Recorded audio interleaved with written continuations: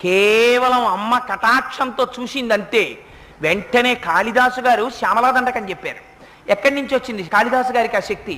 అమ్మవారు మూకుడని కంచిలో దేవాలయంలో ఎప్పుడూ కూర్చునుండేవారు. ఆయన పేరేమిటో కూడా ఎవరికీ తెలియదు. ఆయన మూగివాడు. సాధారణంగా మూగితనం ఉంటే చెవుడు కూడా ఉంటుంది. ఆయన ఎప్పుడు మాట్లాడేవారు కాదు, అలా కూర్చుని ఉండేవారు. ఆయన అదృష్టం పట్టింది. ఒకనాడు అమ్మవారు అలా వెళ్ళిపోతూ చూసింది. చూసి నిర్హేతుకంగా అమ్మ తన యొక్క కరుణని ప్రసరింపచేసింది కళ్ళల్లోంచి. అంతే.